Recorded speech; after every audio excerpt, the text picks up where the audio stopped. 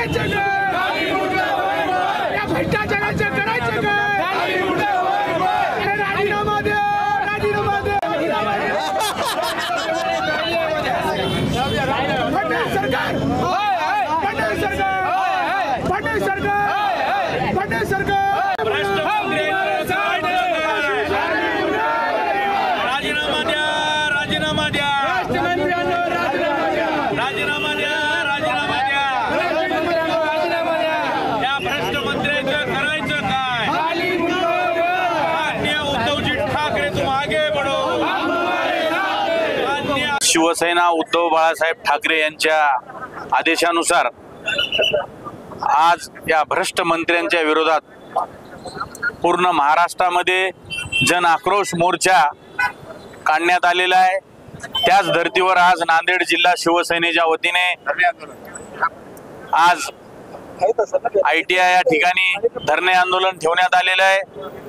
जे भ्रष्ट मंत्री आहेत, जे भरत गोगावले, ते जादूटोणा करतात, घरी महाराजांना बोलून त्यांच्या अंगात आलेलं बाहेर काढतात.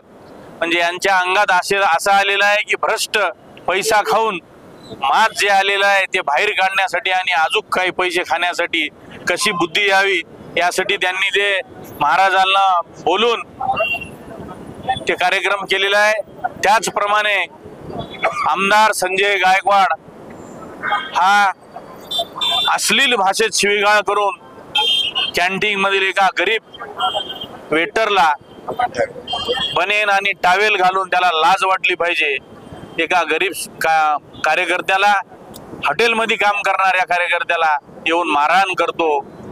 तसेच या महाराष्ट्राचे गृहमंत्री योगेश कदम, त्यानं तर हद्दच संपून टाकली. त्याच्या आईच्या नावानं डान्स बार खोललं आणि त्या ठिकाणी पोलीसची धाड पडली आणि ते कळालं की हे योगेश कदम याच्या आईच्या नावानं आणि माजी मंत्री रामदास कदम यांच्या पत्नीच्या नावानं हे डान्स बार आहे. यांना लाज वाटली पाहिजे. एवढा पैसा खाऊन खाऊन त्यांना पचत नाही, तरी पण बाया नाचून पैसे कमवायला हे बाहेर निघाले त्यात. आणि त्या डान्स बार कोणाच्या नावानं तर स्वतःच्या आईच्या नावानं, स्वतःच्या माईच्या नावानं. असे भ्रष्ट सरकार यांचा त्वरित राजीनामा घ्यावा यासाठी आज नांदेड जिल्हा शिवसेनेच्या वतीने आम्ही जन आक्रोश धरणे आंदोलन या ठिकाणी ठेवलेलं आहे. आणि जर ताबडतोब राजीनामे नाही घेतल्यास हे धरणे आंदोलन यापुढे तीव्र होणार असे जाहीर आवाहन मी नांदेड जिल्हा शिवसेनेच्या वतीने करतो. कदम यांचा अनेक तुमच्या शिवसेनेमध्ये होते तेव्हापासूनही त्यांच्या आईच्या नावानं जो डान्स बारचा लायसन होतं ते होतं. आताच का त्याचा विषय? त्याच्या आईच्या नावानं जे लायसन होतं तो बारचं लायसन होतं. आता गृहमंत्री झाल्याच्या नंतर त्यानं त्याच्या आईच्या नावानं डान्स बारचं लायसन घेतलेलं आहे. अगोदरचं असं नाही. शिवसेनेत असताना उद्धव साहेब, बाळासाहेब ठाकरे, बाळासाहेब असे अश्लील कामं करण्यासाठी आणि भ्रष्ट कामं करण्यासाठी परवानगीच देत नव्हते. त्यामुळं पहिला रजिस्ट्रेशन नव्हतं, आता रजिस्ट्रेशन काढलेलं आहे. आज नांदेड जिल्ह्यातर्फे माननीय पक्षप्रमुख उद्धव साहेब, मराठवाडा नेते अंबादास दानवे साहेब, नांदेड जिल्हा संपर्क प्रमुख बबनरावजी थोरात साहेब यांच्या आदेशानुसार आज या ठिकाणी आम्ही महात्मा फुले पुतळा ITI समोर या ठिकाणी धरणे आंदोलन केलेलं आहे.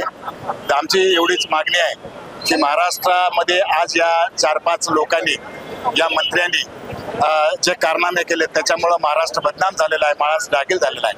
आणि महाराष्ट्राचे मुख्यमंत्री मूग गिळून गप्प बसत आहेत, लाचार दिसत आहेत. एकाही मंत्र्याला समज देत नाहीत किंवा एका मंत्र्याच्या विरोधात बोलत नाहीत किंवा या मंत्र्याला घरी पाठवत नाहीत.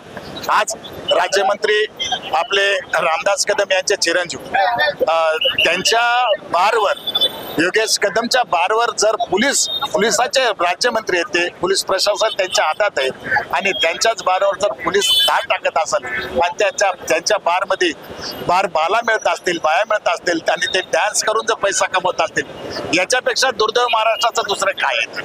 म्हणून अशा डागेल मंत्र्याला या मंत्रिमंडळातून काढून टाकावं अशी आमची मागणी आहे. त्याचबरोबर कोकाटे सारखा माणूस जो आपला महाराष्ट्र कृषी प्रधान महाराष्ट्र आहे, कृषी मंत्र्याचं काम फार मोठं आहे आणि त्या कृषी मंत्र्यांना विधानसभेमध्ये आणि पत्ते खेळावं रम्मीचा डाव मांडावा, रम्मी खेळावी, याच्यापेक्षा आमचं दुर्दैव दुसरं कोणी नाही.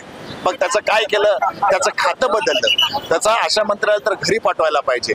म्हणून या महाराष्ट्रामध्ये बऱ्याच मंत्री आहेत. आज तो शिरसाट असेल, आज ते गोगावले, आज काळी विद्या करतात, आज जे मंत्री आहेत या मंत्र्याला घरी बसवावं एवढीच आमची मागणी आहे आणि त्या मागणीसाठी आम्ही आज धरणे आंदोलन केलेले.